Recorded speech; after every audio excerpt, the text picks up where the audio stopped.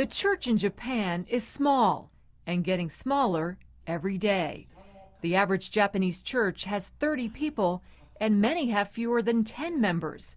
Church historian Masakazu Suzuki says traditional churches are dying out. After the war, a lot of American GIs who came to Japan, who were Christians, but later came back to Japan as missionaries. So after the war, the Japanese church grew a lot.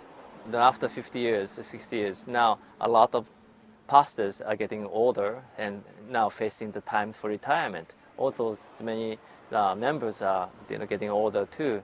Suzuki believes God is using the recent disasters to open the hearts of the Japanese people. Businessman Yuto Matsumoto says the power of God restored his marriage after a divorce. I worked too hard, so I didn't much attention to my family. Yuto moved to New York, where his Christian daughter visited him and invited him to see the Passion of the Christ movie on Easter.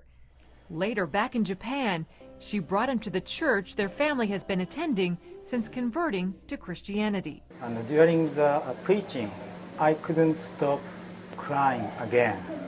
I don't know why. But right after the service, I went to Pastor Scott and asked him how I can become Christian. That was April 2004. I accept Jesus as Lord.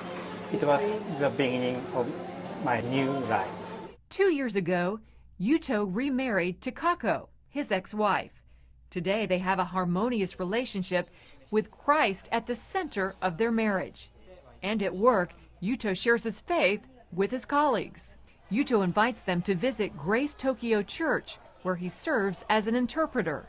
One of the things that we have that a lot of Japanese churches don't have is just a lot of joy and a lot of laughter. I think that's what God wants to bring into this nation, that there is a reality of joy in serving God and knowing God. And we also cater to the young people. We let the young people step up and take charge of the music, do our preaching. Young people love it. They want to participate in the growth of the church.